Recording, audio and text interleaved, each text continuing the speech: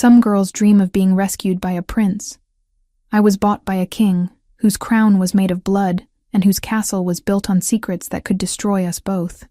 The rain hammered against the cracked windows of our third-floor apartment, like angry fists demanding entry. Each droplet that slipped through the loose frame landed on the mismatched furniture below, creating a steady rhythm that had become the soundtrack of my life. I climbed the narrow stairs 2 at a time, my backpack heavy with architecture textbooks and the weight of another 16-hour day behind me. At 22, I felt ancient. While other students my age worried about parties and dating, I juggled a full course load with shifts at Cafe Luna, trying to keep our heads above water. The rent was 3 weeks overdue, the electricity bill sat unopened on the kitchen counter, and my father's promises had become as reliable as his sobriety. "Dad?"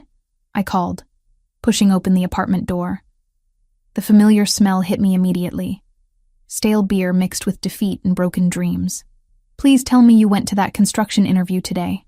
Marcus Martinez sat hunched over our second-hand dining table, a half-empty bottle of cheap whiskey serving as his only companion. At 55, he looked 70. His dark hair now streaked with premature gray, and his once strong hands shaking as he lifted the glass to his lips. "Isabella, mija," he slurred, not bothering to look up. "You're home early. It's past 11, Dad. I worked a double shift after classes, remember?" I dropped my bag and surveyed the disaster zone that was supposed to be our home. Empty bottles lined the windowsill like trophies of failure. The Hendersons called about the rent again. Mrs. Henderson was actually crying when she told me they might have to evict us. My father's laugh was bitter, hollow. Eviction. Such a polite word for throwing people into the streets. "Then do something about it." The words exploded from me before I could stop them. "Apply for jobs. Show up to interviews sober. Stop drinking away what little money we have left." For the first time that evening, he looked at me directly. His brown eyes, so similar to mine, were bloodshot and filled with something that looked like guilt. "You think it's that simple, Isabella? You think I haven't tried? Have you? Because from where I'm standing, it looks like you've given up completely." I moved to the kitchen, such as it was, and began cleaning the mess he'd left behind. Dirty dishes, overflowing ashtrays, the detritus of a man who'd stopped caring about anything except the bottom of a bottle. "I used to build things," he whispered, more to himself than to me. "Beautiful things. Skyscrapers, bridges, monuments that would last forever." I'd heard this speech before. The golden days when Marcus Martinez was a respected foreman. When my mother was still alive. When we lived in a real house instead of this cramped apartment that smelled like other people's dreams had come to die. That was before Mom died, Dad. That was 12 years ago. At some point, you have to move forward. Some things you can't move forward from, mija. Some debts follow you forever.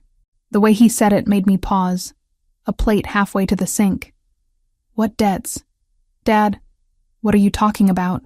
But he'd already returned to his bottle, retreating into the alcohol-fueled haze that had become his preferred reality. I finished cleaning in silence, my mind churning with possibilities I didn't want to consider. My father had always been dramatic when he drank, prone to cryptic statements that meant nothing in the harsh light of morning. At exactly 11:23, someone began pounding on our door. Not knocking, pounding, with the kind of authority that suggested the person on the other side didn't much care whether they woke the entire building. The sound reverberated through our thin walls like gunshots, each impact making our cheap furniture rattle. My father went rigid, the color draining from his face so quickly I thought he might faint. The glass slipped from his nerveless fingers, shattering against the linoleum floor and sending whiskey and shards of glass in every direction. "Dad, don't answer it," he whispered, his voice barely audible over the continued assault on our door. "Isabella, whatever happens, don't open that door." But it was too late. The pounding stopped, replaced by the unmistakable sound of metal against metal. Someone was picking our lock with professional efficiency. The door swung open to reveal 3 men in expensive suits, water dripping from their shoulders despite the covered hallway. They moved with the predatory grace of sharks scenting blood in the water, their eyes scanning our pathetic apartment with undisguised contempt. The first man through the door was built like a refrigerator, with hands that looked capable of crushing bones, and a face that suggested he'd done exactly that on multiple occasions. The second was leaner, but no less dangerous, with the kind of scars that spoke of violence survived rather than avoided. But it was the third man who stole my breath and froze my blood simultaneously. He was younger than I'd expected, maybe 28 or 30, with the kind of devastating good looks that belonged on magazine covers rather than in my shabby living room. Dark hair swept back from a face that could have been carved from marble by Renaissance masters. His suit probably cost more than I made in 6 months, and he wore it with the casual confidence of someone who'd never known want or need. But it was his eyes that truly terrified me. Pale blue, almost colorless, they held the kind of cold intelligence that missed nothing and forgave less. When they settled on me, I felt like prey being evaluated by an apex predator. "Marcus Martinez," he said, his voice carrying the faint trace of an accent I couldn't place. Italian, maybe, wrapped around words that held absolute authority. "You've been avoiding my calls." My father struggled to his feet, swaying dangerously. "Mr. Gambino, I wasn't expecting you to come personally. When a man owes me $2 million and then disappears, I take a personal interest in the matter. $2 million. The number hit me like a physical blow, so large and impossible that my mind initially rejected it entirely. My father, who couldn't scrape together enough money for rent, somehow owed this dangerous stranger more money than most people saw in a lifetime. "I can explain," my father began. But the man, Gambino, held up a single finger for silence. "Your explanations have been notably absent for the past 6 months, Marcus, as have your payments." Those pale eyes shifted to me again, and I felt my skin prickle with awareness. "Your daughter. She wasn't mentioned in our original contract." "Leave her out of this," my father said, finding some backbone despite his obvious terror. "Isabella has nothing to do with my business. Your business became my business the moment you defaulted on our agreement." Gambino stepped closer to me, and I caught the scent of expensive cologne mixed with something darker. "Isabella Martinez, 22 years old, architecture student at Metropolitan University, works part-time at Cafe Luna on 5th Street. The fact that he knew so much about me made my mouth go dry with fear. "How do you know that?" "I know everything about the people who owe me money, Miss Martinez. And their families." His gaze swept over our pathetic living room, taking in the broken furniture, the water stains on the ceiling, the general air of desperation that clung to everything like smoke. "Though I must say, seeing your living conditions makes it clear that your father's debt is unlikely to be resolved through conventional means." "What kind of debt?" I found my voice, though it came out smaller than I intended.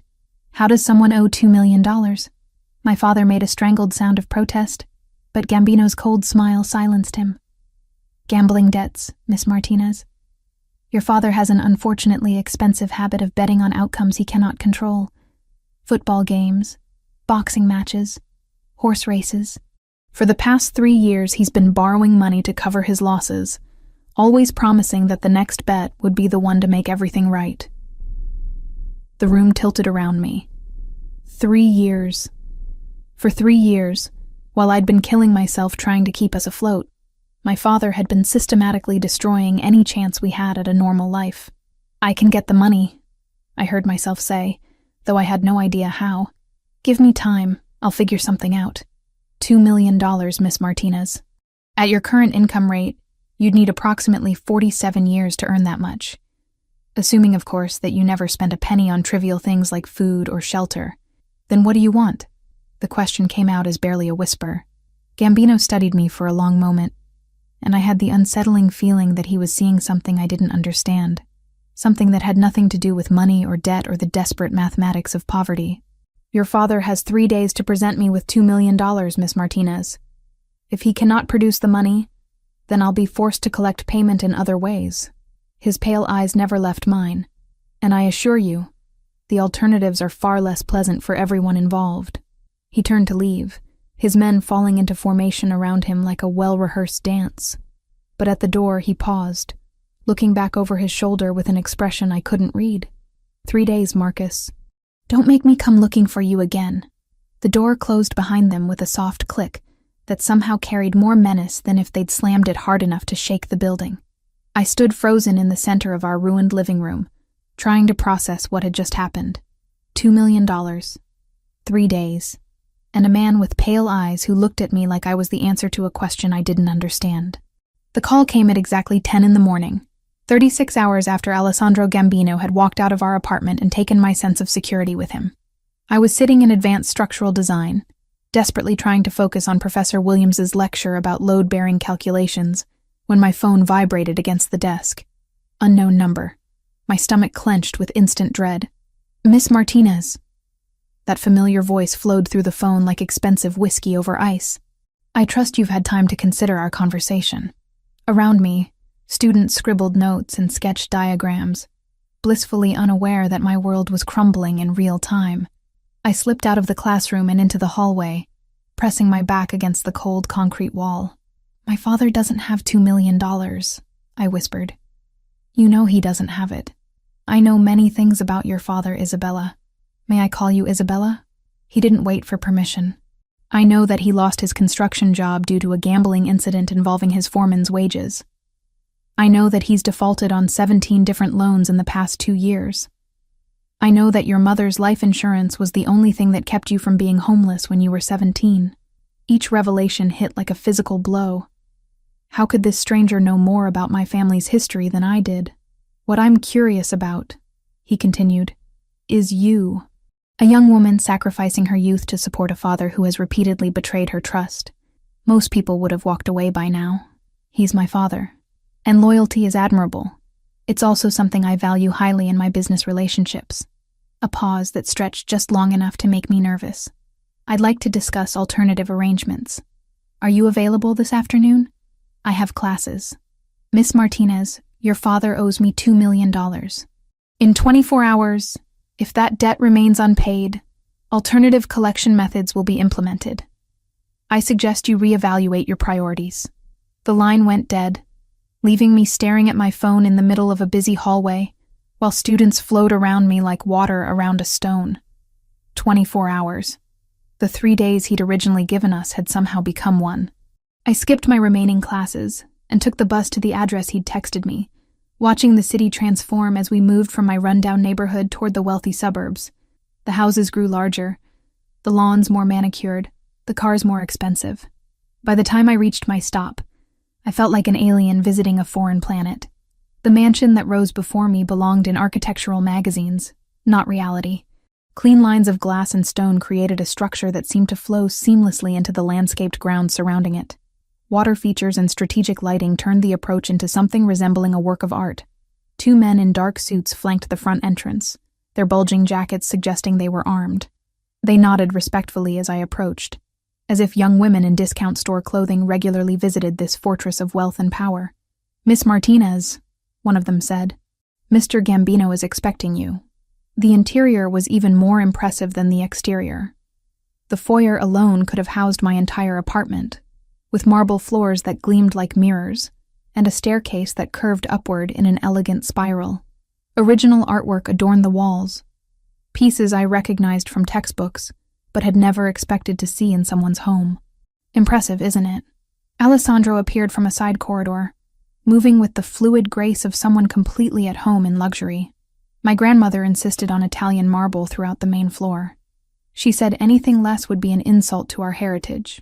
He looked different in daylight, younger somehow, but no less dangerous. The perfectly tailored suit emphasized his athletic build, and I caught myself noticing details I shouldn't. The way his dark hair caught the light, the small scar above his left eyebrow that suggested a violent past. "Isabella Martinez," he said, as if testing the way my name felt in his mouth. 22 years old, graduated valedictorian from Lincoln High, despite working 30 hours a week to support your family. Full scholarship to Metropolitan University, based on a design portfolio that your professors described as extraordinary for someone your age. How do you know all this? Alessandro gestured for me to follow him through corridors lined with more priceless art. Knowledge is power, Isabella. The more I understand about the people in my life, the better I can serve their needs. He led me into a study that looked like something from a European castle. Floor-to-ceiling bookshelves held leather-bound volumes that appeared to be first editions, and a massive desk dominated the center of the room. Behind it, windows offered a view of gardens that stretched toward the horizon. "Please sit."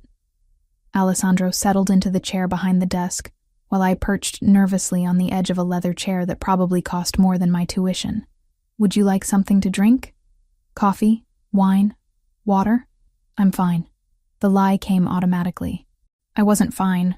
I was terrified, overwhelmed, and desperately out of place in this monument to wealth. "Very well.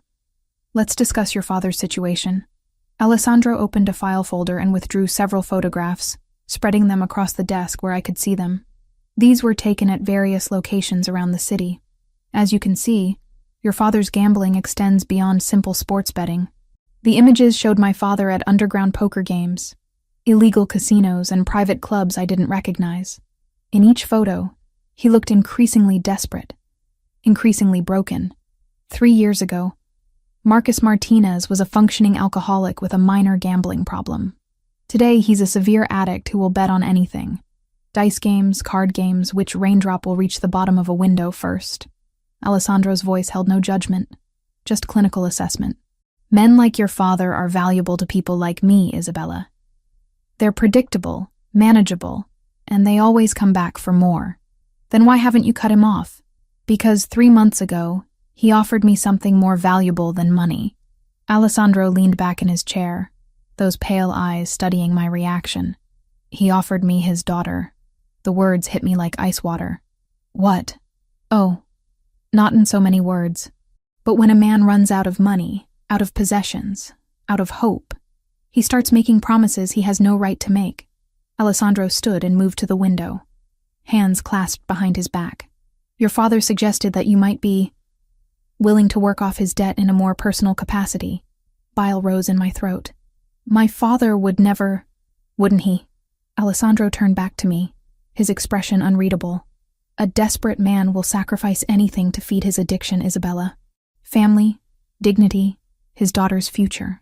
The question is, what are you willing to sacrifice to save him?" "I don't understand what you're asking." "I'm asking you to marry me." The words hung in the air between us like a blade suspended by thread. I stared at him, certain I'd misheard. "Excuse me?" "A business arrangement," Alessandro clarified, as if discussing the weather. "You become my wife, and your father's debt disappears. You continue your education. I'll even arrange for you to transfer to a better program if you prefer. You'll want for nothing materially. And in exchange, you belong to me. Completely." His pale eyes held mine with unwavering intensity. "You take my name, live in my house, appear at my side when required. You provide heirs to continue the Gambino legacy. You're talking about buying me. I'm talking about saving your life." Alessandro moved closer, and I caught the scent of his cologne again, something expensive and masculine that made my pulse quicken despite my fear. "Your father's debt extends beyond my organization, Isabella. He owes money to people far less reasonable than I am, people who would use you in ways that would break you completely before discarding what's left." A man appeared in the doorway, tall and broad-shouldered with graying temples and the kind of weathered face that spoke of violence survived. "Boss, the Romano meeting in 15 minutes. "Cancel it, Marco." Alessandro didn't take his eyes off me. "Miss Martinez and I are still negotiating." Marco Torino, I realized. Alessandro's right-hand man, the one who'd been mentioned in hushed conversations at the cafe whenever customers discussed the Gambino family. He looked at me with curious assessment before nodding and disappearing. "Marco's been with me for 8 years," Alessandro explained. "Since I took over the family business. He's completely loyal, completely trustworthy. These are the kinds of people you'd be surrounded by, Isabella. Protection, security, stability. At 28, you run an entire criminal organization." Something flickered across his face. Pain, maybe, or regret. "I inherited the business when my father was killed. Some inheritances come with trust funds and summer homes. Mine came with enemies and blood debts." He returned to his desk, withdrawing another file. "But it also came with resources. The documents he showed me were financial records, bank accounts, investment portfolios, business holdings that stretched across multiple states and countries. The numbers were staggering. The Gambino family controls legitimate businesses worth over $500 million. Construction companies, restaurants, real estate development, import-export operations. Alessandro's finger traced across spreadsheets that might as well have been written in hieroglyphics for all I understood them. We employ over 3,000 people directly, and our activities support countless more. All legal? The vast majority. Some activities exist in gray areas that allow for more flexible interpretation of regulations, but nothing that would endanger the long-term stability of the organization. I stared at the documents, trying to wrap my mind around the scale of what he was showing me. Why would you want to marry someone like me? You could have anyone. I could have anyone willing to marry me for my money. That's not the same thing. Alessandro closed the file and leaned forward, his intense gaze holding mine. I've watched you for months, Isabella. The way you care for your father despite his failures. The way you've sacrificed your own happiness to keep your family together. That kind of loyalty. That strength of character. It can't be bought. You've been watching me? I make it my business to understand everyone connected to my interests. Your father became my concern the moment he started borrowing money from my associates. Alessandro's smile was sharp. But you became my concern for entirely different reasons. This is insane. This is business. I need a wife who will provide legitimate heirs and represent the family with dignity. You need security and the kind of protection that will keep you and your father alive. He stood and moved around the desk, stopping just close enough to make me intensely aware of his presence. It's a mutually beneficial arrangement. And if I refuse? Alessandro's expression didn't change, but something cold flickered in his pale eyes. Your father dies. Painfully and publicly, as an example to others who might consider defaulting on their obligations. You'll be left to deal with his remaining creditors, who are considerably less civilized than I am. That's not a choice. That's coercion. Welcome to my world, Isabella. Alessandro returned to his chair, suddenly looking every one of his 28 years, and then some. Choice is a luxury most people can't afford. The question is, will you make the smart choice, or will you let pride destroy everything you've worked to protect? I stared at this dangerous, beautiful man, who was calmly discussing purchasing my life as if it were a business transaction. Everything I'd planned, everything I'd dreamed of, was crumbling around me. I need time to think. You have until tomorrow morning. After that, alternative collection methods will be implemented, and the offer expires. Alessandro's voice was gentle but implacable. Consider carefully, Isabella. Some opportunities only come once. I spent the entire night staring at the ceiling, Alessandro's proposition echoing in my mind like a song I couldn't stop hearing. Marry him. Become his wife. Sign away my freedom to save my father's worthless life. By dawn, I'd convinced myself there had to be another way. The First National Bank opened at 9, and I was waiting outside when the security guard unlocked the doors. My appointment with a loan officer had been scheduled for weeks, a desperate attempt to secure student loan consolidation that might free up enough money to help with rent. Now I had bigger problems. Miss Martinez? The loan officer, a middle-aged woman with kind eyes and a practical suit, gestured me into her office. I've reviewed your application, and I'm afraid I have disappointing news. I sat in the uncomfortable chair across from her desk, my hands clenched in my lap. What kind of disappointing news? With your current income and debt-to-income ratio, we can't approve you for any additional lending. In fact, your existing student loans are showing some concerning payment irregularities. My stomach dropped. What do you mean? According to our records, you've missed 3 payments in the past 6 months.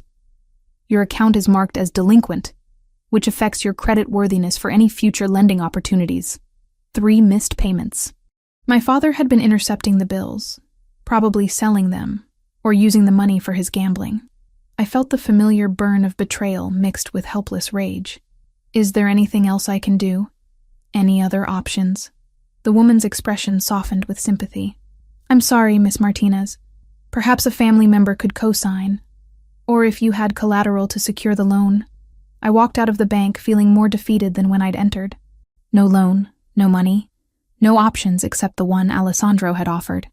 The city seemed different as I made my way back toward campus. Brighter, more threatening, full of people who belonged in ways I never would.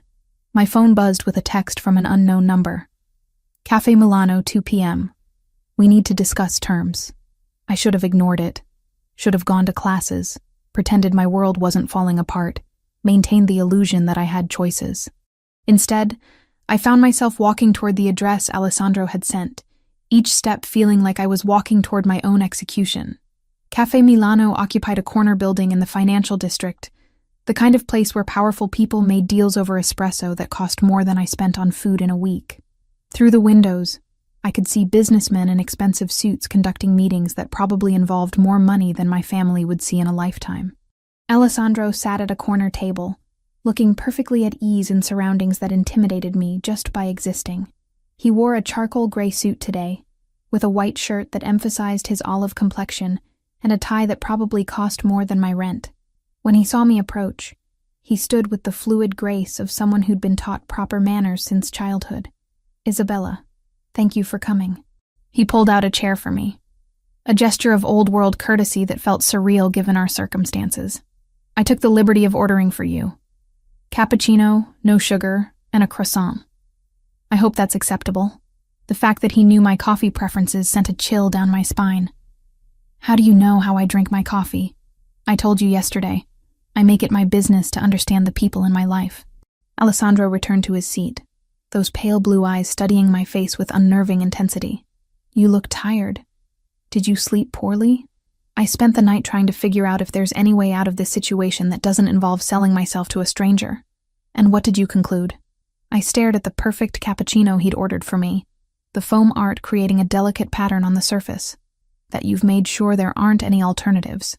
I've simply presented you with the reality of your circumstances." Alessandro's voice was gentle but implacable. "Your father's debt exists whether I'm involved or not. The consequences of his choices will unfold regardless of my preferences. You could forgive the debt. I could, but that would set a precedent that would undermine my authority and endanger everyone under my protection." He leaned forward slightly, his expression serious. "I don't run a charity, Isabella. I run a business that employs thousands of people and supports countless families. Showing weakness invites challenges that result in violence. So this is about maintaining your reputation. This is about survival. Mine, yours, and everyone connected to both of us." Alessandro reached into his jacket and withdrew a small velvet box, setting it on the table between us. "But it's also about opportunity." I stared at the box without touching it. "What's that?" "Open it." With trembling fingers, I lifted the lid to reveal a ring that took my breath away. The center stone was a perfect diamond, at least 3 carats, surrounded by smaller stones that caught the afternoon light and threw rainbows across the cafe table. It was the kind of ring that appeared in magazine advertisements, the kind normal people only dreamed about. "It belonged to my grandmother," Alessandro said quietly. "She wore it for 57 years, through wars and peace, poverty and prosperity. She gave it to my father the day before she died, with instructions that it should only be given to a woman worthy of the Gambino name. I'm not worthy of anything.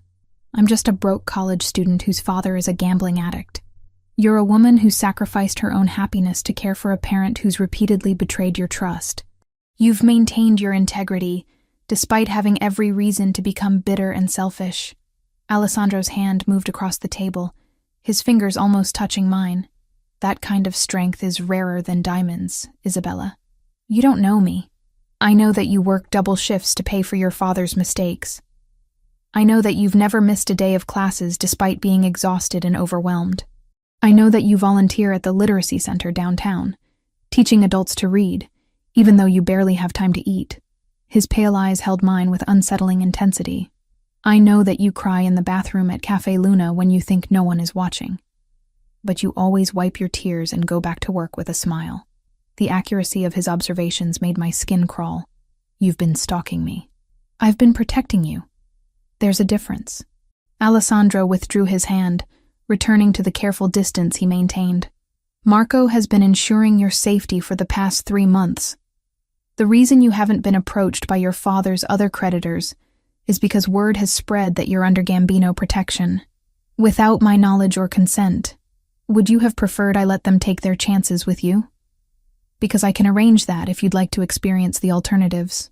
I thought about the men who'd visited our apartment, the cold violence in their eyes when they'd looked at me. Alessandro might be dangerous, but he'd never looked at me like I was prey to be consumed. Why marriage? Why not just hire me or something? Because marriage creates bonds that can't be easily broken.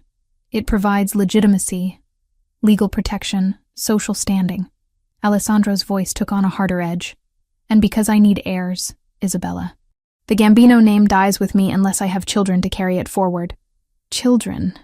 The word came out as barely a whisper. Eventually, yes. When you're ready, when you're comfortable with the arrangement. His expression softened almost imperceptibly.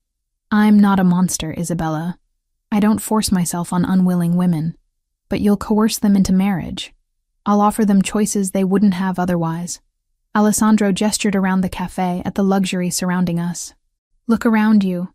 This could be your life. Security, comfort, respect. No more working double shifts. No more worrying about rent. No more watching your father destroy himself with his addiction. A waiter appeared at our table, refilling our coffee cups with practiced efficiency. He moved with the kind of deference that suggested he knew exactly who Alessandro was, and what that meant for his tip. The croissant is excellent, Alessandro observed, as if we were discussing the weather rather than the terms of my captivity. French butter, imported daily. The chef here trained in Paris. I'm not hungry. You should eat anyway. You've lost weight since I first saw you, and you were already too thin. His gaze swept over me with clinical assessment. Proper nutrition will be a priority once you're living under my roof. You're talking about me like I'm a possession you're planning to maintain, aren't you? The question was asked without malice, just matter-of-fact acknowledgement. Your father has already sold you, Isabella. The only question now is whether you'll accept the terms I'm offering, or whether you'll take your chances with less civilized buyers. I stared at this beautiful, dangerous man, who was calmly discussing the purchase of my life over artisanal coffee and French pastries. Everything about him screamed wealth and power, from his perfectly tailored suit to the way the staff treated him with nervous respect. What would be expected of me? Publicly, you'd be my wife. You'd attend social functions, meet with other wives in our circle, represent the family with dignity. Alessandro's fingers drummed against the table, the only sign of tension he'd displayed.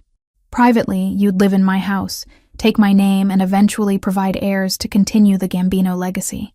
And if I say no, his pale eyes met mine with unwavering directness, then you walk out of here, and I'll never contact you again. Your father's debt will be collected through traditional means, and you'll be free to rebuild your life however you choose, after watching my father die, after watching your father face the consequences of his own choices. Alessandro leaned back in his chair, his expression unreadable. I won't lie to you, Isabella. The men your father owes money to aren't known for their restraint or creativity. His death would be public, painful, and educational. And me? You'd be left to deal with his remaining creditors, who would view you as a valuable asset to be liquidated. Alessandro's voice remained calm, almost gentle, as he described horrors I couldn't fully comprehend.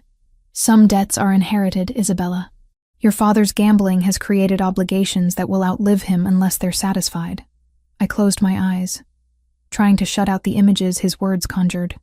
When I opened them, Alessandro was still watching me with that unsettling intensity. I need more time. Time is a luxury neither of us can afford. Alessandro signaled for the check, and the waiter appeared instantly with the bill. I've made arrangements for you to see what your life could become. Marco will pick you up at 7 tonight. I haven't agreed to anything. No, you haven't. Alessandro stood and moved around the table, stopping beside my chair. His hand settled on my shoulder, warm and heavy and possessive. But we both know you will. His touch sent an unexpected jolt of electricity through me, and I caught his scent again. That intoxicating mixture of expensive cologne and barely leashed power. When I looked up at him, something flickered in his pale eyes that I couldn't identify. Until tonight, Isabella. He left me sitting alone at the cafe table, the velvet ring box still open between my hands, and the weight of an impossible decision crushing down on me like a physical force. 2 weeks had passed since Alessandro's proposal. 2 weeks of carefully orchestrated encounters that felt like a strange courtship dance. He appeared at my university, waiting by my car with coffee and pastries from expensive cafes. He sent flowers to the coffee shop where I worked, always with handwritten notes that struck the perfect balance between romantic and respectful. He had dinner delivered to our apartment when he knew I'd be too exhausted to cook. Each interaction was calculated to show me what my life could become. And despite my resistance, I found myself looking forward to seeing him. There was something magnetic about Alessandro Gambino that went beyond his obvious wealth and power. When he looked at me, I felt like the only person in the world who mattered, but I hadn't given him an answer yet. "You're being ridiculous, Isabella," I muttered to myself as I packed my backpack for another long day of classes and work. "He's a criminal, a dangerous man who's basically trying to buy you." The logical part of my brain knew this was true, but the part that was tired of being afraid, tired of struggling, tired of watching my father destroy everything we touched, that part whispered that maybe Alessandro's offer wasn't as terrible as it seemed. I was walking across campus toward the library when my phone rang. Unknown number, but I'd learned to recognize the particular ringtone that accompanied Alessandro's calls. "Good morning, Isabella. It's barely 8 a.m., Alessandro. Don't you sleep?" "Not much." His voice held a note of something I couldn't identify.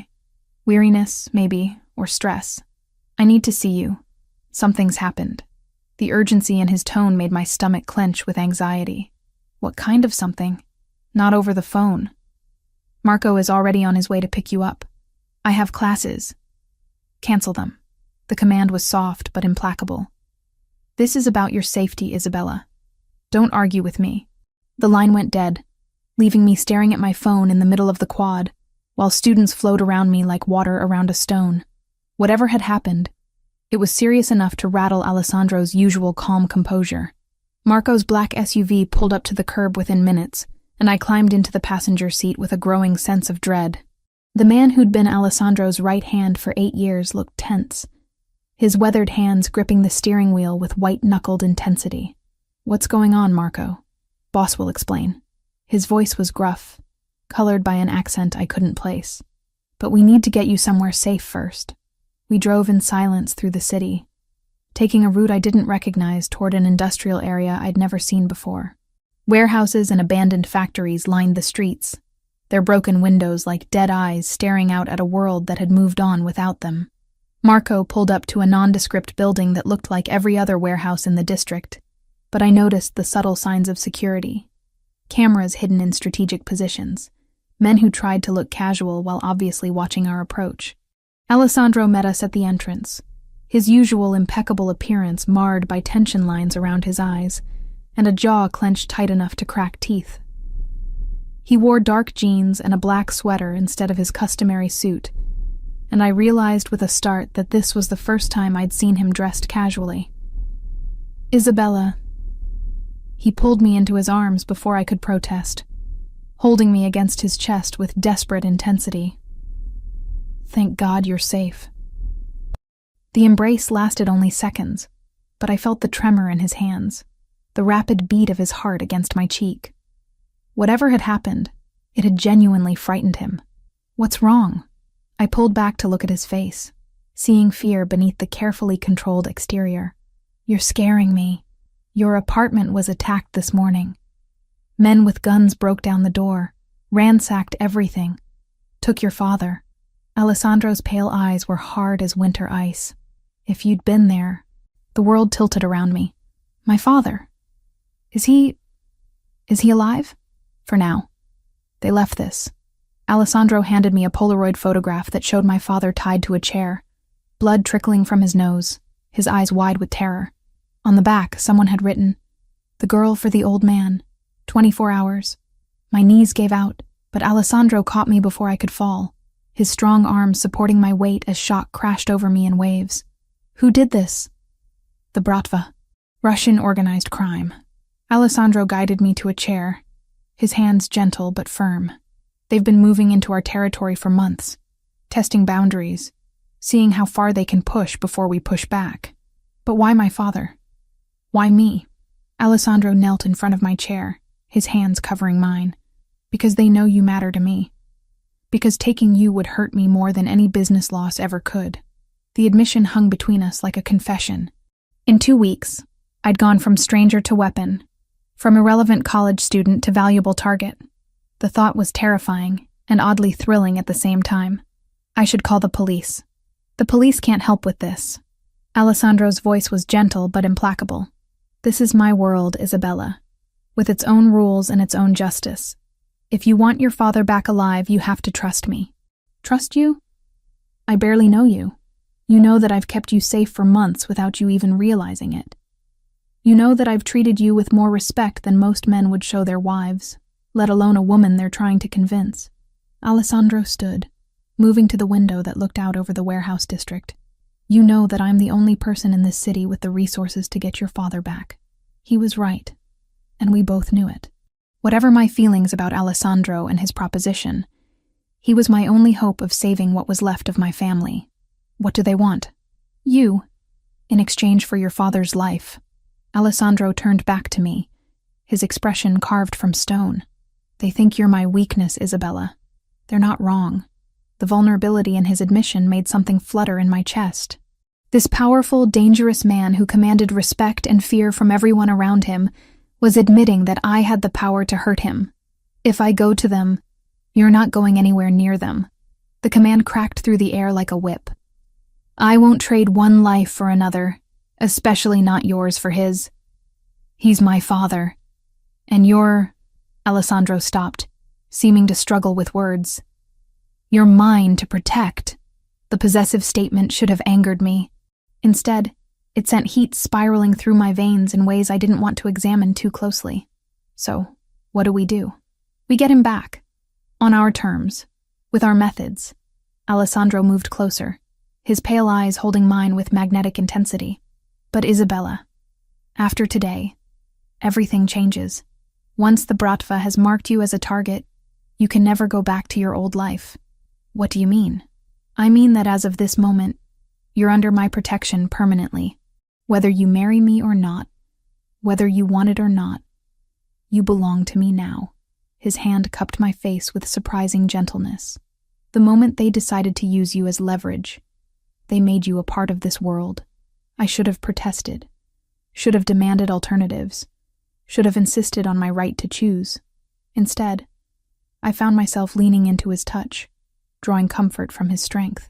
I'm scared. Good. Fear will keep you alive.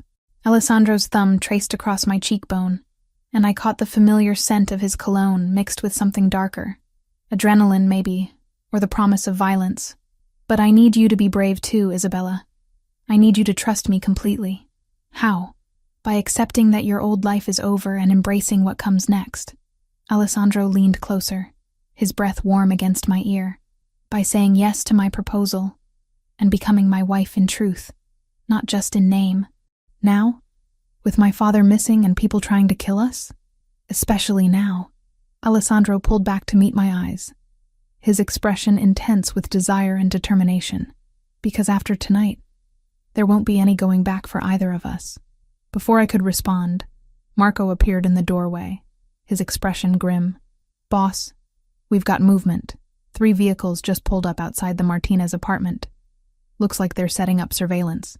Alessandro's hand tightened on my face, his pale eyes blazing with cold fire. They're watching for her to come home. He turned to Marco. How long until we're ready? 2 hours, maybe 3. The men are in position, but Dimitri's holed up in that old textile factory with at least 20 guards.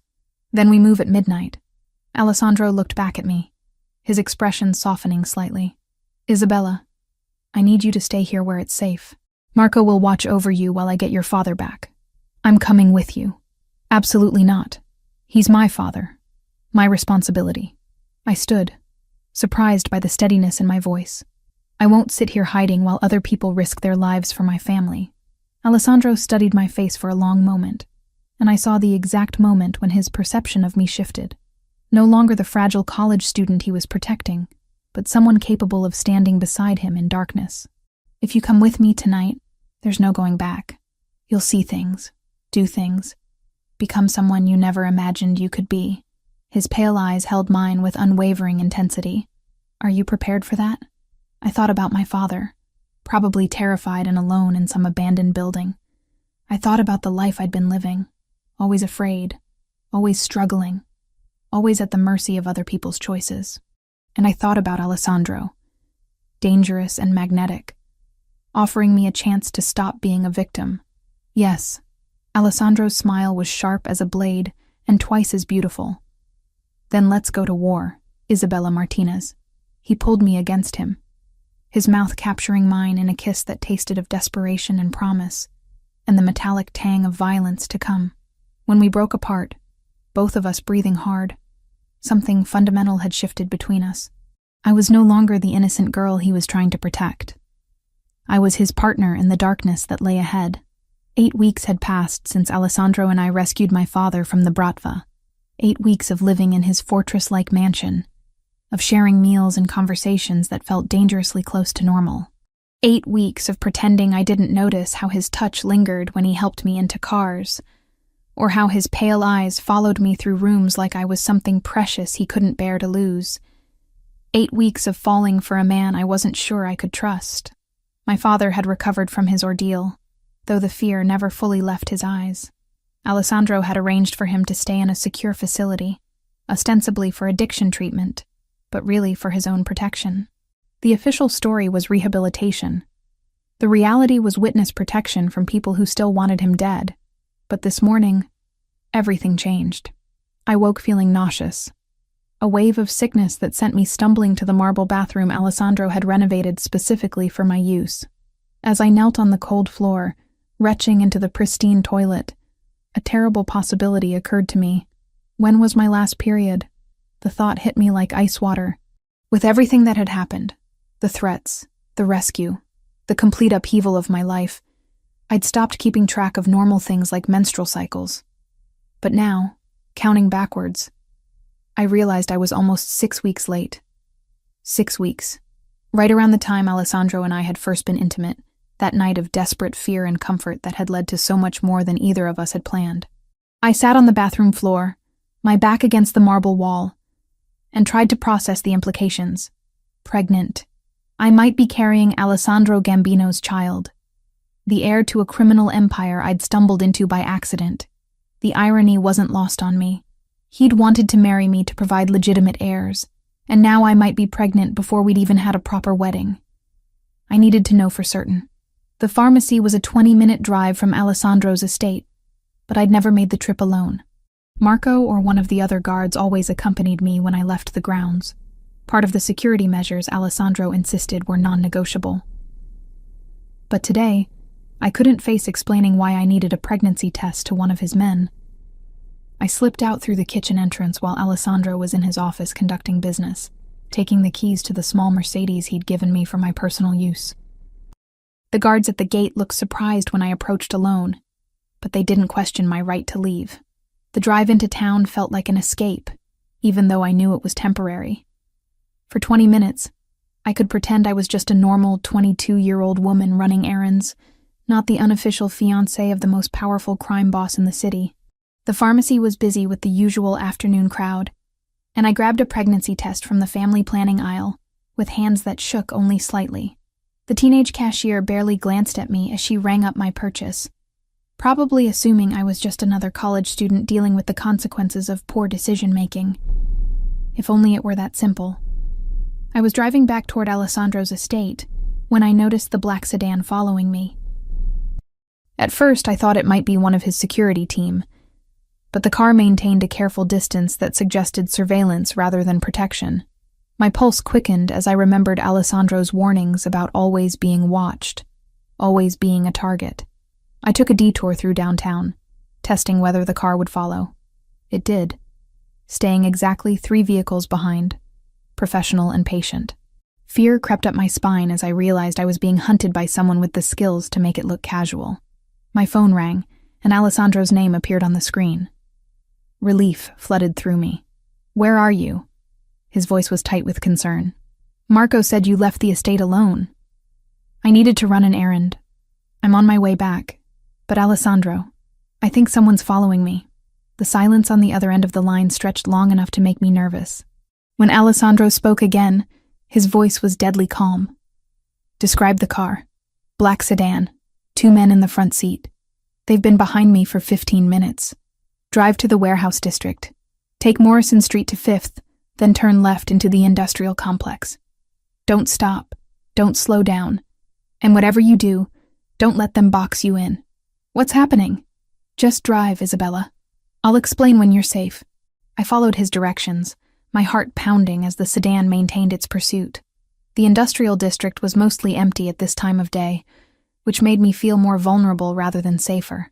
When I turned into the complex Alessandro had specified, I saw why he'd chosen it. Black SUVs emerged from behind warehouses like sharks scenting blood. Alessandro's men, armed and ready, surrounded the sedan before its occupants could react. Through my rearview mirror, I watched two men in expensive suits being dragged from their vehicle at gunpoint. Alessandro appeared beside my car before I'd even put it in park, yanking open the driver's door and pulling me against his chest with desperate intensity. "Are you hurt?" His hands moved over me with clinical efficiency, checking for injuries. "Did they try to approach you?" "No, they just followed me." "Alessandro, who were they?" "Bratva scouts. They've been probing our defenses for weeks, looking for weaknesses." His pale eyes blazed with cold fury. "You gave them exactly what they were looking for, a way to get to me through you." The accusation stung because it was true.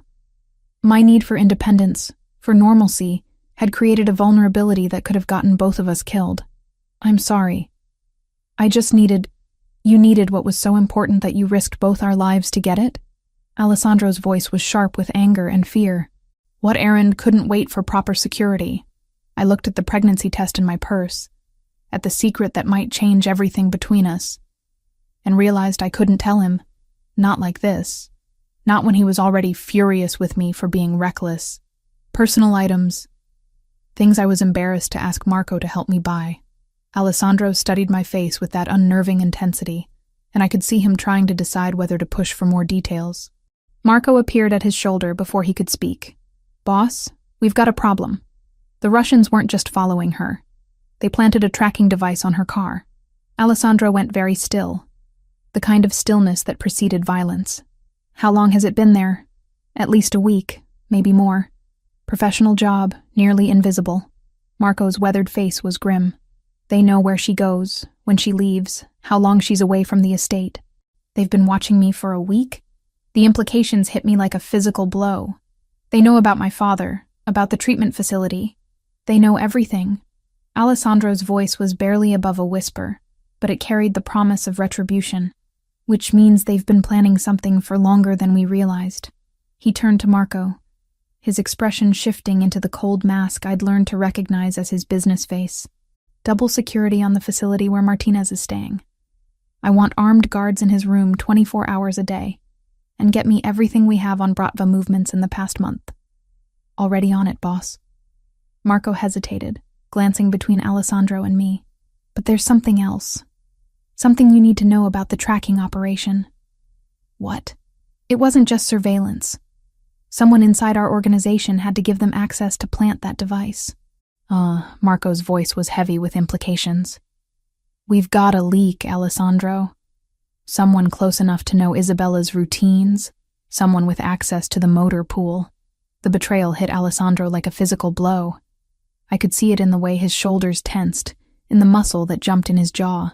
Someone he trusted had sold him out, had put me in danger for money or leverage or fear. Who? The single word carried enough menace to make grown men confess their sins. "We're still investigating, but the list is short. Only 6 people had the access and opportunity to plant that tracker." Marco pulled out a folded piece of paper. "I've already started bringing them in for questioning." Alessandro took the paper, his pale eyes scanning the names. When he reached the bottom of the list, his expression went completely blank. "No." The word was barely audible. "Not him." "Boss? Marco Torino is on this list." The silence that followed was deafening. Marco, Alessandro's right-hand man for 8 years, his most trusted lieutenant, the man who'd helped rescue my father and protected me when Alessandro couldn't be there. "There has to be a mistake," I said. But even as the words left my mouth, I remembered things that hadn't made sense at the time. Marco's nervousness lately, his reluctance to meet Alessandro's eyes, the way he'd been making phone calls in private. "No mistake." Alessandro's voice was hollow with betrayal. "The timing fits. He's been acting strange for weeks. asking questions about our security protocols, volunteering for assignments that would give him access to sensitive information. Why would Marco betray you? Alessandro crumpled the paper in his fist, his knuckles white with strain. Money, fear, leverage. It doesn't matter why. He looked at me with eyes that held more pain than anger. What matters is that the person I trusted most in the world sold us both out for 30 pieces of silver. The biblical reference wasn't lost on me. Alessandro had been betrayed by someone closer than a brother, someone who'd shared his table and his trust for nearly a decade. What do we do now? Now we clean house. Alessandro pulled out his phone, his fingers moving with deadly efficiency. And then we make sure everyone understands the price of betrayal. As he made calls to set his response in motion, I stood in the shadow of an abandoned warehouse, clutching a pregnancy test I hadn't had the chance to use, and realized that the man I was falling in love with was about to become someone I might not recognize. The war was coming, and this time, it would be fought with people we'd trusted, over secrets that could destroy us all. But first, I had to find out if I was carrying the heir to an empire built on blood and betrayal. The pregnancy test lay on the marble bathroom counter like an accusation. 2 pink lines, clear as daylight, confirming what my body had already been trying to tell me. Pregnant. 6 weeks along with Alessandro Gambino's child. Conceived during a night when fear and comfort had stripped away all our careful boundaries. I stared at my reflection in the mirror, trying to see some sign of the life growing inside me.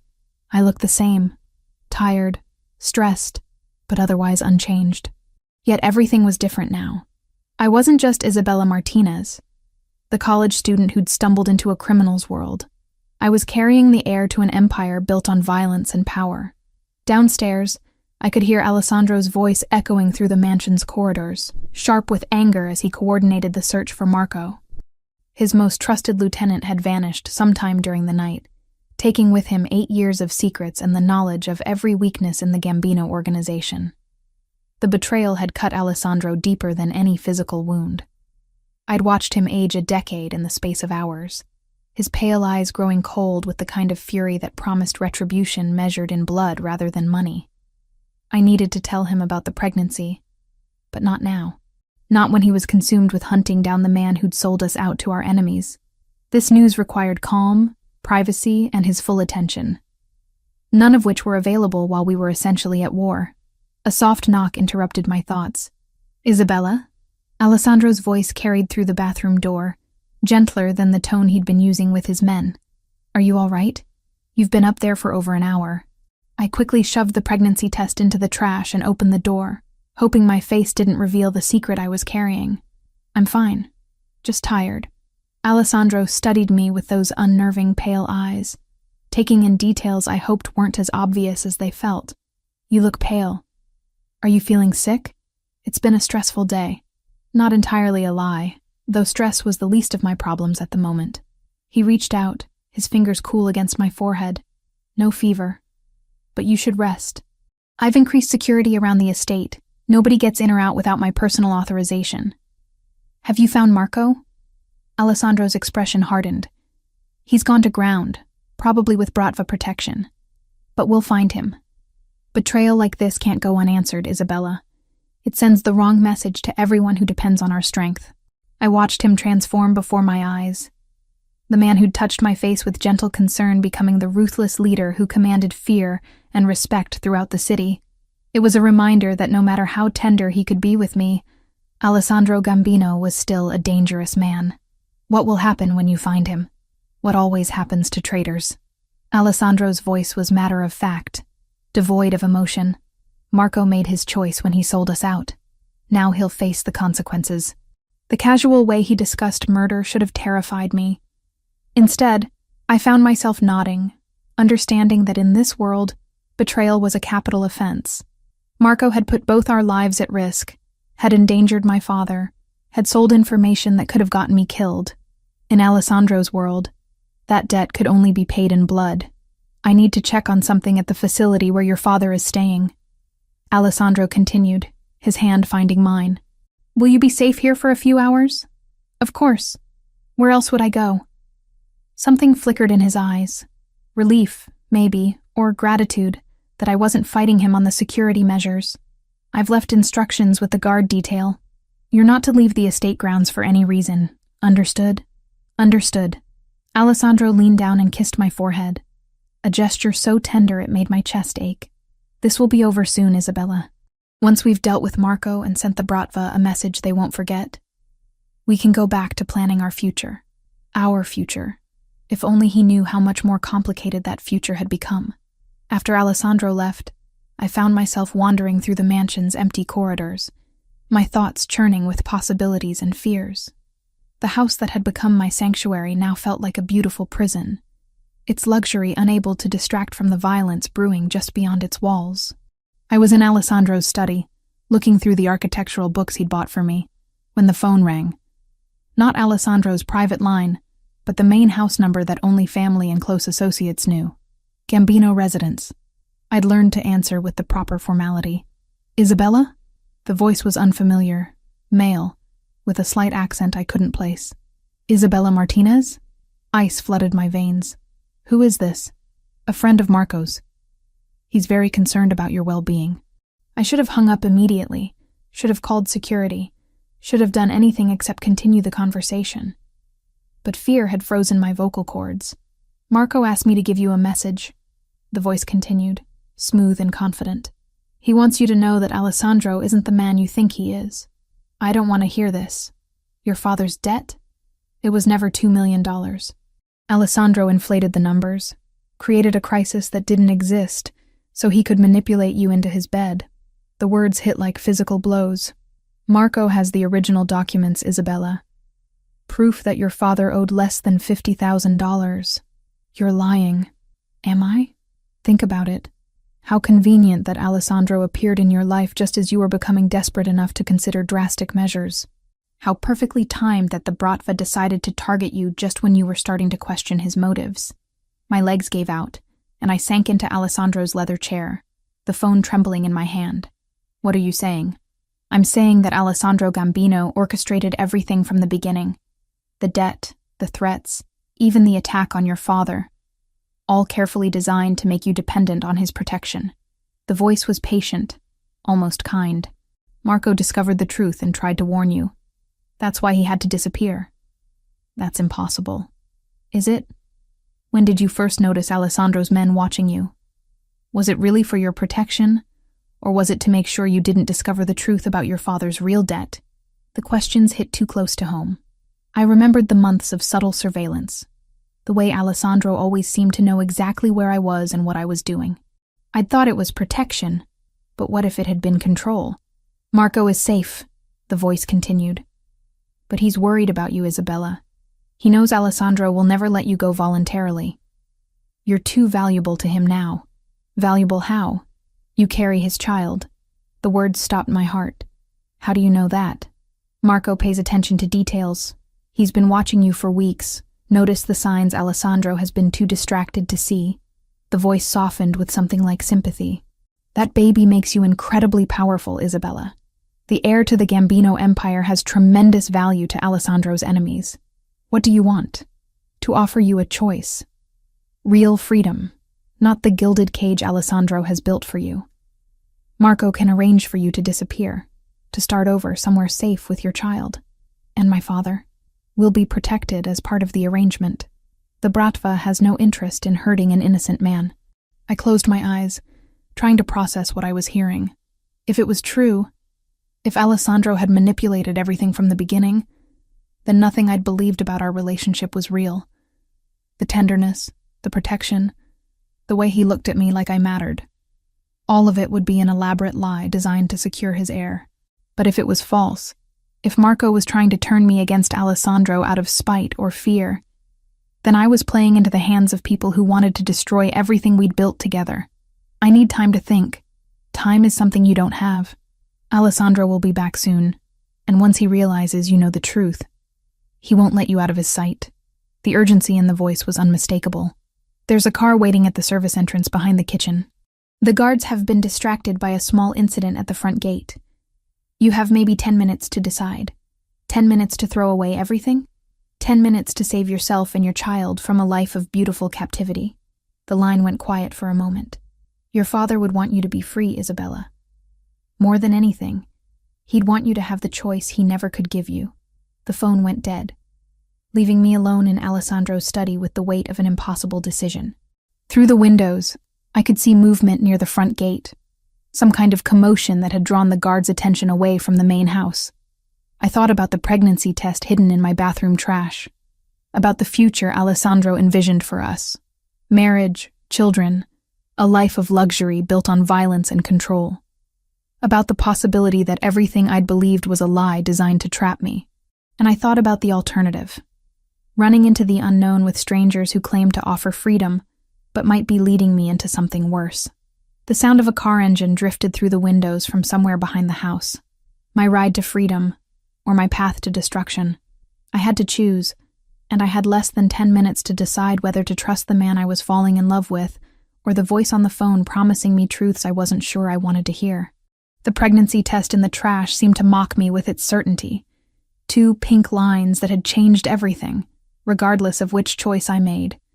But as I sat in Alessandro's chair, surrounded by the books he'd bought for me and the life he'd built around me, I realized that my decision had already been made the moment I'd seen those 2 pink lines. I was carrying his child. Whatever else might be true or false, whatever games might be being played around me, that baby was real, and that baby deserved better than to be born into a war between people who claimed to care about me. I walked to the kitchen, past the service entrance where a car waited in the shadows, and picked up the phone to call Alessandro. Isabella? What's wrong? Nothing's wrong.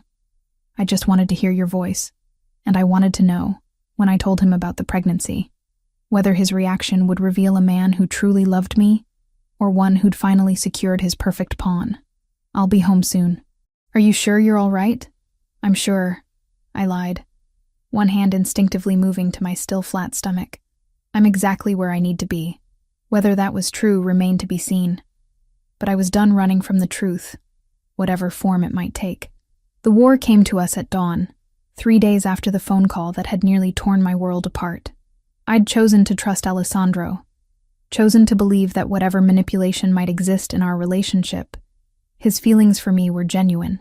But doubt lingered like a poison in my veins, making me question every touch, every tender word, every promise of protection. I still hadn't told him about the pregnancy. Isabella, get away from the windows. Alessandro's voice cut through my morning reverie like a blade.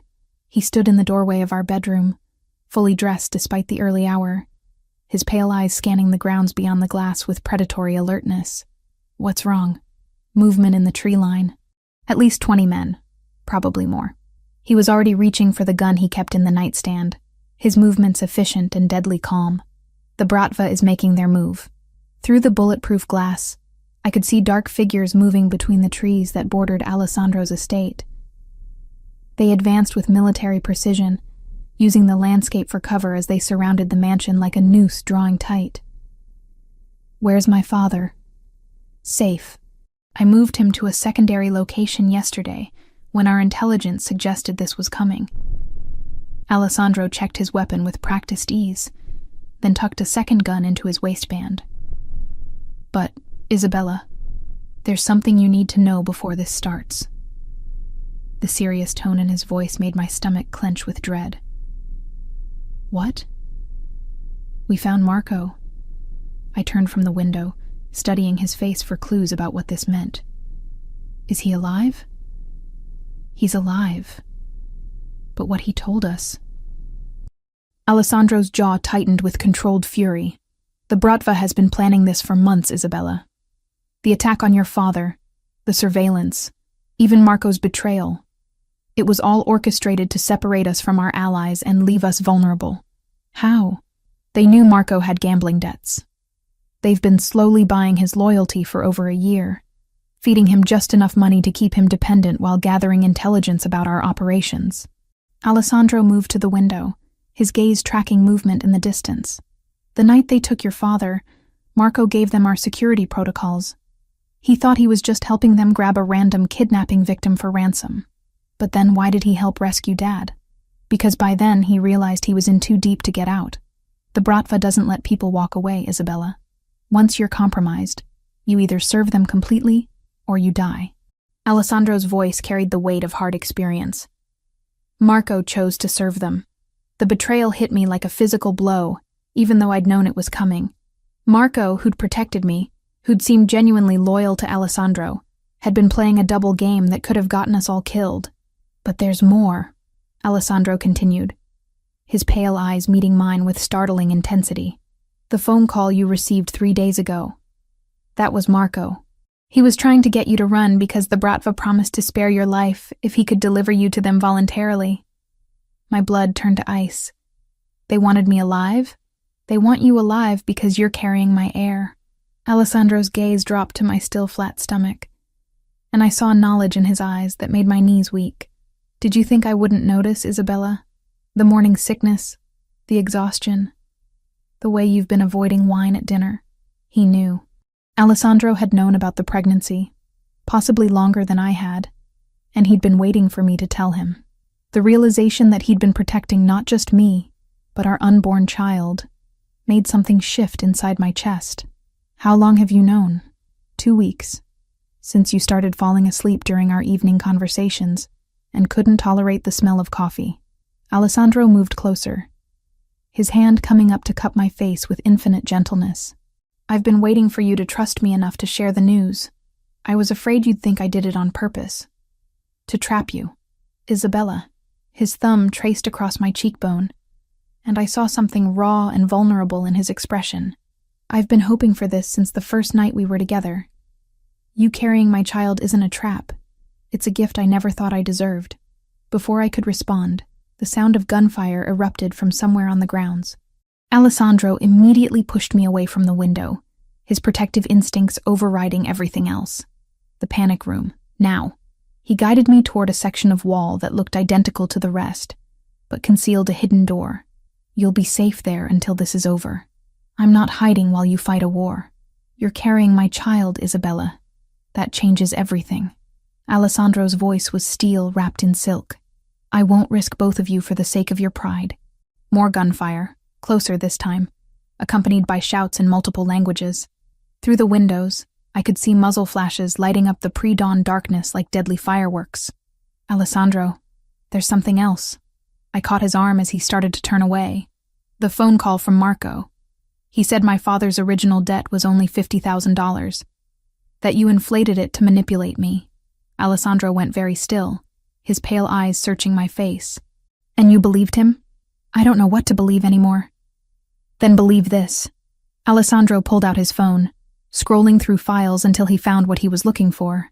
Your father's gambling debts, documented by 3 different organizations over 2 years. The total comes to just over $2.3 million. The numbers on the screen made my head spin. Detailed records of bets placed, money borrowed, interest compounded at rates that would have made legitimate lenders blanch. It wasn't just the $50,000 Marco had claimed. It was a systematic destruction of any hope my father might have had for financial redemption. Marco lied to you, Isabella. The Bratva coached him on exactly what to say to make you doubt me, to make you vulnerable to their promises of rescue. Alessandro tucked the phone away, his expression grim. They needed you to come willingly, because taking you by force would have started a war they weren't ready to fight. But they're fighting it now, because their subtle approach failed. You chose to trust me instead of running with them. Alessandro's smile was sharp as a blade. Now they have to try to take by force what they couldn't acquire through deception. An explosion rocked the mansion, sending picture frames tumbling from walls and rattling the bulletproof windows. Alessandro immediately wrapped his arms around me, shielding me from falling debris. The panic room, Isabella, please. But as he spoke, his phone buzzed with an incoming call. Alessandro glanced at the screen and his expression darkened. It's them. They want to negotiate. He answered on speaker, his voice deadly calm. You have something to say, Dimitri? Alessandro Gambino. The voice was smooth, cultured, with the faint accent of someone who'd learned English as a second language. I believe we have something to discuss. I don't negotiate with people who attack my home, not even to save the life of your unborn child. The question sent ice through my veins. We know Isabella is pregnant, Alessandro. We know that heir represents the future of your entire organization. Get to the point. The point is simple. You have something we want, and we have something you want. Your father-in-law is safe for now, but that could change very quickly if you don't listen to reason. My father. Despite Alessandro's assurances, the Bratva had somehow gotten to him. I saw the moment Alessandro realized the same thing, saw the cold fury that transformed his features into something terrifying. What do you want? Isabella, unharmed and willing. In exchange, Marcus Martinez lives, and we withdraw from your territory permanently. Dimitri's voice was patient, reasonable, as if he were discussing a simple business transaction. You have 1 hour to consider the offer. And if I refuse? Then we kill the old man, storm your fortress, and take what we want anyway. The only difference is how many people die in the process. The line went dead, leaving us in silence, broken only by the distant sound of gunfire and the hammering of my own heart. They have my father. I know. Alessandro's voice was hollow with self-recrimination. I thought the facility was secure. I thought, it doesn't matter what you thought. The words came out harder than I intended, fueled by fear and adrenaline, and the terrible certainty that this was my fault. They have him because of me, because I'm a liability you can't protect. Isabella. No. I stepped back, putting distance between us even as another explosion shook the mansion. I won't let my father die because I was too selfish to make the hard choice. You're not going anywhere near them. It's not your decision to make. I met his pale eyes with all the determination I could muster. I'm not your possession, Alessandro. I'm not something you own. You're carrying my child, and that child deserves to grow up with grandparents, not just the blood money from their grandfather's death. I moved toward the door, driven by a certainty that felt like destiny. I have to do this. Alessandro stepped into my path, his expression desperate. They'll kill you the moment they have what they want. Maybe. But if I don't go, they'll definitely kill my father. I reached up, touching his face with hands that only trembled slightly. And then they'll come for us anyway. There has to be another way. There is. I smiled, hoping it looked more confident than I felt. You trust me to be strong enough to handle whatever comes next. Before Alessandro could stop me, I was running toward the sound of gunfire, toward the men who wanted to use me as a weapon against the father of my unborn child. Behind me, I heard Alessandro shouting my name, heard his footsteps as he gave chase. But I had a head start, and desperation driving me forward. The war had come to our doorstep, and it was time to end it. 7 months later, I stood in the private wing of Mount Sinai Hospital, watching our daughter sleep in her bassinet beside the bed, where I'd nearly died bringing her into the world. Sophia Grace Gambino had arrived 3 weeks early, as if she couldn't wait to join the empire her parents had built from blood and betrayal. The war with the Bratva had ended that dawn, when I'd walked into their temporary headquarters, not as their victim, but as their executioner. Dimitri had made the fatal mistake of assuming that pregnancy had made me weak, that carrying Alessandro's heir meant I could be used as leverage against him. He'd been wrong. The gun I'd taken from Alessandro's desk had felt surprisingly light in my hands, as I'd put 3 bullets into Dimitri's chest. The man who'd orchestrated months of terror, who'd used my father as bait and Marco as a puppet, had died with surprise written across his patrician features. Marco had been there, chained like a dog in the corner of the warehouse, his face a map of bruises and regret. The Bratva had kept their word about keeping him alive, but they'd made sure he understood the price of betrayal. When I'd freed him after eliminating his captors, he'd wept like a child. I'm sorry, he'd whispered, over and over. Isabella, I'm so sorry. They said they'd kill my daughter if I didn't cooperate. I never meant for it to go this far. I'd forgiven him, but Alessandro never would. Marco now lived in permanent exile, his gambling debts paid, and his daughter's medical bills covered, but forbidden from ever returning to the city or contacting anyone from his old life. It was mercy of a sort, though I suspected Marco would have preferred death to the isolation Alessandro had imposed. My father had been found in the basement of the same warehouse, physically unharmed but mentally shattered by his ordeal. The addiction treatment Alessandro had arranged had helped with the gambling, but the trauma of being kidnapped and used as leverage against his daughter had left deeper scars. He was clean now, sober for the first time in years, working as head accountant for one of Alessandro's legitimate construction companies. The job gave him purpose and dignity, while keeping him under protection that looked like ordinary employment. He'd walked me down the aisle 6 months ago, tears streaming down his face as he placed my hand in Alessandro's. Our wedding had been a masterpiece of controlled violence wrapped in silk and flowers. Representatives from every major crime family on the East Coast had attended, some as allies, others as carefully managed threats. The ceremony itself had taken place in a private chapel on Long Island, with security so extensive that the FBI had mistaken it for a summit meeting. I'd worn Alessandro's grandmother's dress, altered to accommodate my growing belly, and carried a bouquet of white roses that concealed a small pistol, a wedding gift from my new husband. The symbolism hadn't been lost on anyone present.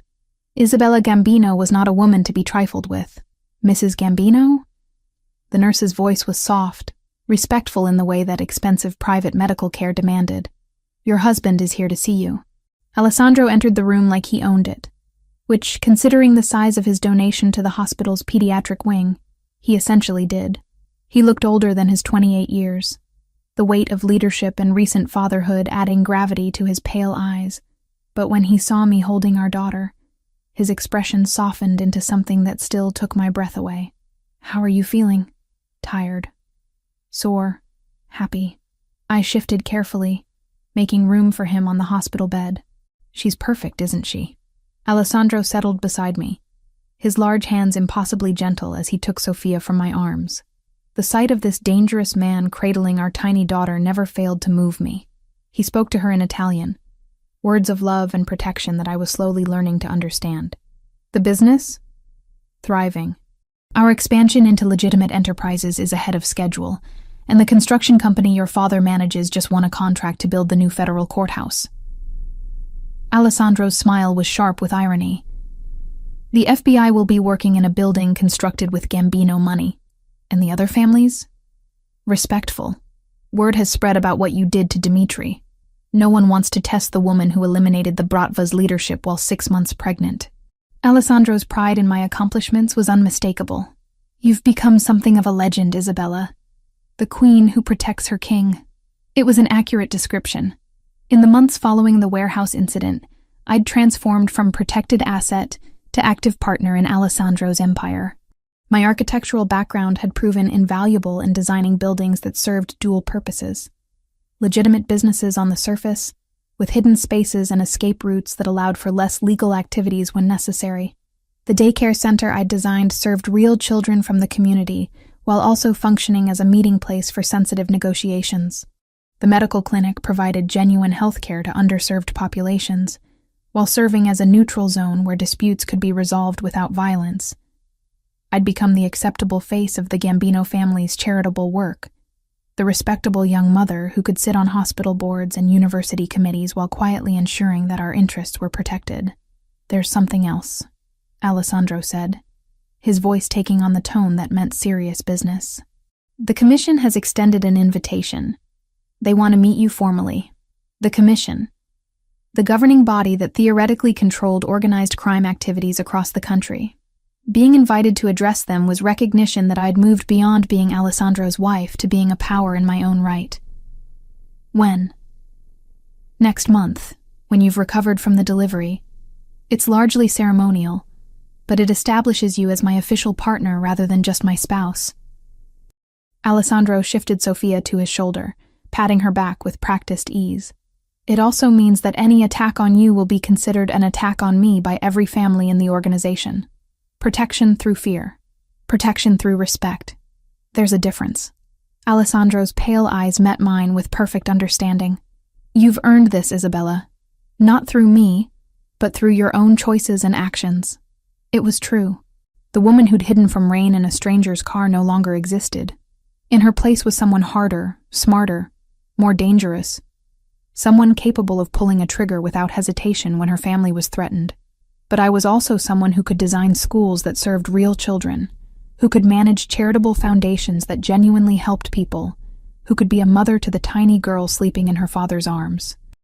I have a proposal, I said, watching Alessandro's expression for his reaction. I want to establish a scholarship program. Full rides to college for the children of our employees, legitimate and otherwise. Expensive. Worth it. Education is the best investment we can make in the next generation. I reached out to stroke Sophia's downy hair. I want our daughter to grow up in a world where intelligence is valued as much as loyalty. And if some of those scholarship recipients decide they want nothing to do with our world, then they'll have the education and resources to build better lives for themselves. That's a win for everyone. I met Alessandro's gaze steadily. Not every problem can be solved with violence, Alessandro. Sometimes the strongest thing you can do is give people choices. Alessandro considered this, his expression thoughtful. You want to reform the system from within. I want to build something that lasts longer than we do. Something Sophia can be proud of whether she chooses to be part of it or not. And if she chooses differently, if she wants a normal life, I looked at our daughter, perfect and innocent in her father's arms, and felt the fierce protectiveness that had driven me to kill for her before she was even born. Then she'll have that choice. But she'll have it from a position of strength, with resources and education, and the knowledge that she's loved unconditionally. I smiled, thinking of the trust funds Alessandro had already established, the legitimate businesses that would provide clean money for whatever future Sophia chose. We're not just building a criminal empire, Alessandro. We're building a legacy. Sophia stirred in her father's arms, her tiny fist closing around his finger with the instinctive grip of a child claiming her birthright.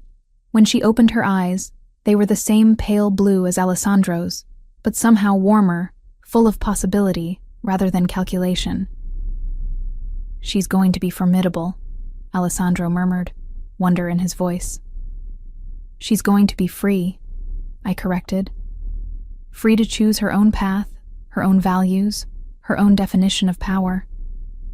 Through the hospital window, the city spread out before us like a chessboard, full of territories to be claimed and alliances to be forged. I was Isabella Gambino now, wife to a king and mother to a princess, architect of an empire that served both darkness and light. The frightened girl who'd worked double shifts to pay her father's debts had died in that warehouse 7 months ago, reborn as someone who understood that true power came not from fear, but from the ability to protect what mattered most. Our daughter would inherit wealth and influence beyond measure, but more importantly, she would inherit the knowledge that strength came in many forms. Sometimes it meant pulling a trigger to protect your family. Sometimes it meant building schools to educate other people's children. And sometimes it meant choosing love over fear, trust over suspicion, hope over the cynicism that could so easily consume everything good in the world. Alessandro leaned over to kiss my forehead, careful not to disturb the baby between us. I love you, Isabella Martinez Gambino. I love you too, I whispered, meaning it more than I'd ever meant anything in my life. Outside, the city hummed with life and possibility, full of people who would never know how their fates were shaped by decisions made in hospital rooms and boardrooms, in warehouses and wedding chapels. But that was tomorrow's concern. Today, we were just a family, dangerous and devoted in equal measure, building something beautiful from the ashes of everything that had tried to destroy us. The empire would endure. But more importantly, so would we.